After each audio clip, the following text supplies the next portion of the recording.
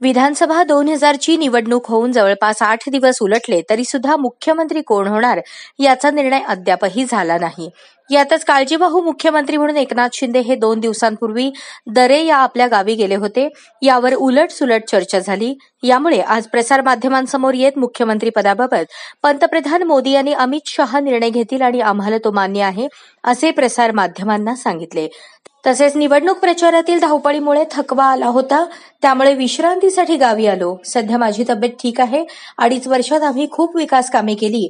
निवडणुकीत लोकांनी भरभरून प्रतिसाद दिला। गावी आले की वेगळं समाधान मिळतं। चांगलं सरकार स्थापन व्हावं असंही शिंदेंनी यावेळी सांगितलं। जे काम केलं मुख्यमंत्री, जनतेचा मुख्यमंत्री, मी कॉमन मॅन म्हणून जे काम केलं, मी म्हणायचो सीएम म्हणजे चीफ मिनिस्टर नुसतं नाही तर कॉमन मॅन, आणि कॉमन मॅन समजून मी काम केल्यामुळे कॉमन मॅनच्या ज्या अडचणी आहेत, दुःख आहेत ते मी समजून घेऊन सोडवण्याचा प्रयत्न केला। त्यामुळे साहजिक आहे लोकांची भावना, पण आणि त्याबरोबर मुख्यमंत्री म्हणून माझ्या नेतृत्वाखाली निवडणुका झाल्या। माझे दोन्ही उपमुख्यमंत्री सोबत होते, सर्व सहकारी सोबत होते, आणि मिळालेले यश हे अतिशय प्रचंड आहे। आणि यामध्ये मी म्हणूनच याच्यामध्ये कोणाचाही संभ्रम नको म्हणून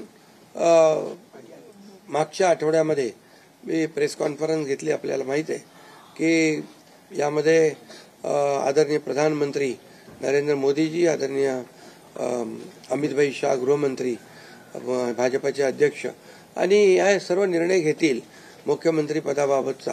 तो मी सांगितलं त्याला पूर्ण शिवसेनेचा पाठिंबा आहे, माझा पाठिंबा आहे। त्यामुळे आता कुठं काही असं किंतु परंतु कोणाच्या मनामध्ये नसावा।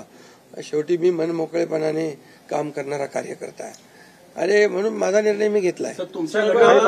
विधान परिषदेचं सभापती पद पाहिजे म्हणून एकनाथ शिंदेचे प्रेशर पॉलिटिक्स आहे असं बोललं जात आहे। हे पहा, याच्या बाबतीत चर्चा होईल, आता चर्चा होईल। चर्चेमधून बऱ्याचशा काही गोष्टी निघतील, बऱ्याचशा गोष्टी सुटतील, आणि त्यामुळे आम्हाला सर्वात महत्वाचं म्हणजे आम्हाला जे निवडून दिलेलं आहे लोकांनी, त्या लोकांना ज्या काय आम्ही कमिटमेंट केलेल्या आहेत त्या राज्याच्या विकासाच्या दृष्टीने किंबहुना ज्या आम्ही लोकांची बांधील आहोत, ही बांधिलकी आम्हाला जपायची आहे।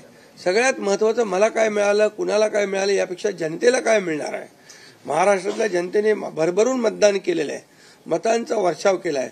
आता त्यांना आम्ही आमच्या पद्धतीने जे देण्याचा प्रयत्न होणार आहे। त्यामुळे यामध्ये लोकांच्यासाठी जे करायचं आहे